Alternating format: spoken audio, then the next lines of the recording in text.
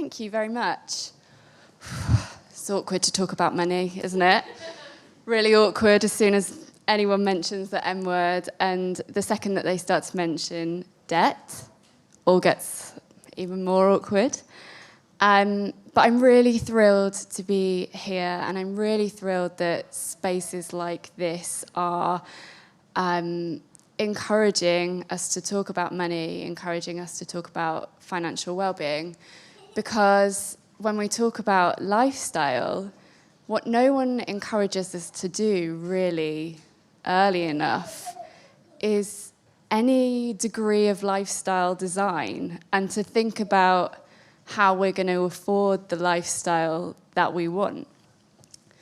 And I'm not, as was hinted, I'm not talking to you about this from a background in financial advice. I'm not talking to you about this because I've always been excellent with money and I wanted to share my gifts. Quite the opposite, in fact. So for the first 10 years of my adult life, I had a terrible, terrible relationship with money. I had no idea of really what it meant to live within my means. In my household, my parents owned a business, so it was very feast or famine. And the habits and mindset that I learned from that followed me through early adulthood. So in my 20s, I had 2 children and I got married. And then one morning in March 2019, when I was 29, I found myself over 27 grand in debt across 7 different credit cards and an overdraft and a store card. And I found myself on the phone to someone from my bank, and she was asking me about an unarranged overdraft that I was in. So an unarranged overdraft is the really bad one.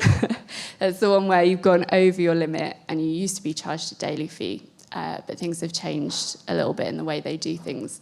But so I was incurring a daily fee every day that I stayed in this unarranged overdraft, and she asked me when I would be able to get out of it.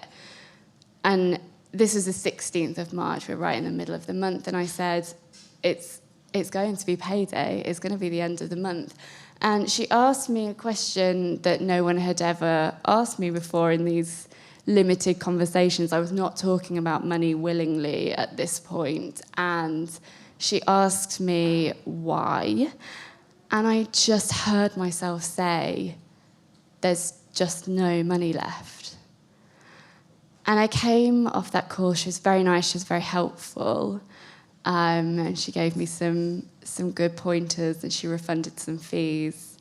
And I came off that call and I did what anyone in that situation would do, and I started an Instagram account to document my journey out of 27 grand's worth of debt. And I hadn't really realised it, but there's a big space talking about money, especially amongst women on social media, particularly Instagram, now TikTok as well.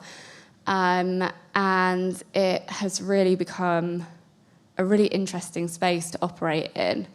But when I first opened the account, I expected to get maybe a handful of followers who might shout at me if I bought too many lattes or something like that. What I didn't expect to happen was for that space, that vessel, to allow me to start exploring some of the emotions and some of the things behind what I saw as quite a superficial situation.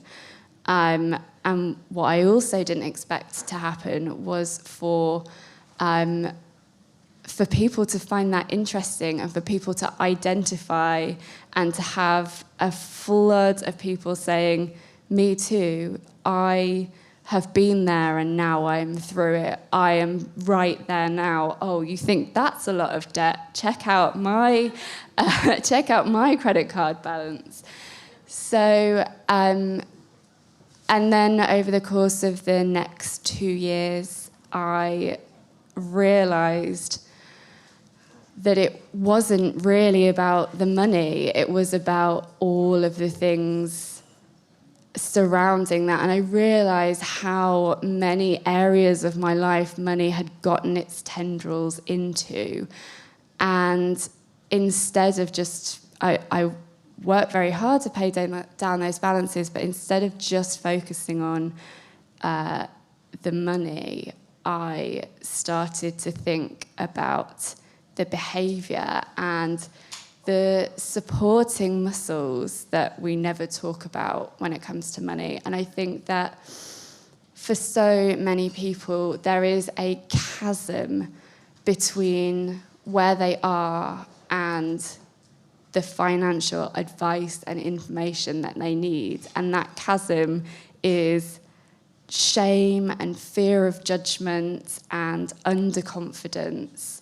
And I was there. I didn't feel like that advice was for me. I felt like I didn't deserve at certain points to have a healthy relationship with money, and I didn't see a way forward until I started working through those other feelings. So what I did when I got through it was I looked back and I thought, I want to start talking about money in a different way, and I want to be able to help anyone who needs it to sort of float across that chasm and get to where they need to go.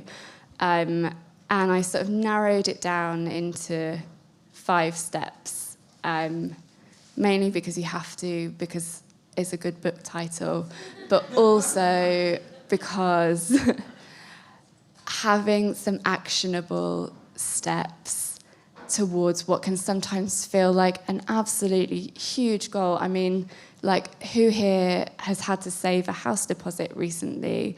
It's, some of these things they feel gargantuan, they feel so far away. But the first step that I identified was overcoming all of that financial baggage. So that involves the hardest thing, which is self-forgiveness. So looking, like, hands up if you've ever made a mistake with money, like even just one. So it's actually really common, but it's really hard to forgive yourself. And so much of the time you'll be thinking, oh God, I can't believe I spent that on that. I could be using it for this. And it's also about changing the language that you use. There's so much shame and blame when it comes to money that's been wasted or money that is owed. And but we can reframe that from blame to responsibility. So we stop saying, I'm to blame for this terrible situation, and we start saying, it's my responsibility to sort it out. The second step, another tricky one, is separating your self-worth from your net worth. So we're in late capitalism, and that means that so much of our identity and sense of worth is based on things like our salary, whether we're a property owner or not. All of these things that are really closely tied to money. And I really think for a sense of full financial well-being, we need to try and remove ourselves from that a little bit, because what it's leading to is this hedonic treadmill where we are never satisfied. We're always reaching for the next job, the better job title, the bigger salary, the bigger house, the newer car. And it means that none of us have time to feel content. And that chips away at our self-worth as well. And then when your self-esteem is low, you're more susceptible to these mistakes with money. So it's all really connected. The third step that I had identified, which was really important for me, was to stop trying to use that initial punch of willpower to fuel what was going to be 2 years' worth of trying really hard at something. And actually, I learned quite recently that willpower and habits are stored in two completely separate areas of your brain. Your willpower comes from here, your habits come from somewhere in there. And so it's about developing habits and rituals around your practice with money that carve out a path to where you want to go, rather than relying on that initial sort of push of willpower, because as soon as you get tired or you need that willpower for something else, it runs out and then you are back to square one. And for a lot of people, they are back to even further away than square one. But yeah, so that's very important. And then the fourth step is about learning to spend mindfully. It's very, very hard to fill a bath if the plug is out. And it's the same with money. You know, most people have a finite amount coming in, but actually you can't complete buying things. There's no, you'll never run out of things to buy. So it's about developing some habits around the fact that, you know, we can think of a thing and have bought it within 20 seconds now on our phones. We can be scrolling through Instagram and we can see 3 things that we like, and the next thing we know, they're turning up on the doorstep.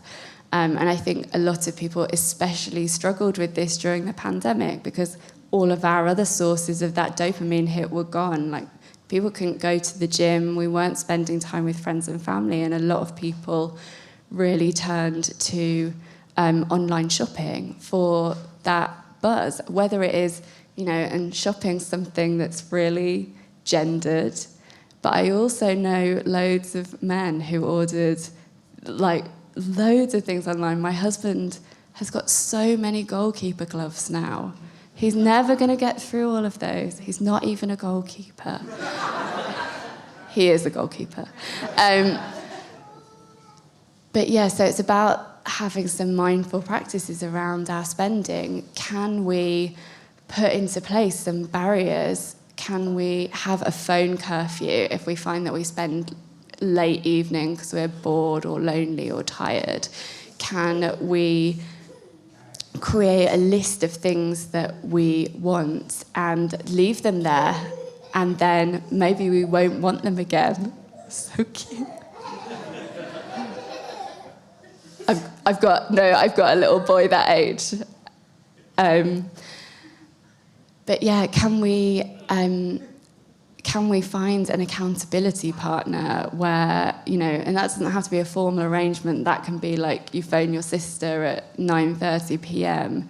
and are like, please talk me out of buying this micro handbag that I've seen. It can be anything like that, but we just need to sometimes put some measures in place to stop us from sleep spending and using that money that we work so hard for on things that will be left in their package in the hallway, or things that will be cluttering up our houses and find themselves in the back of a cupboard one day. And then the 5th step is about planning for the future.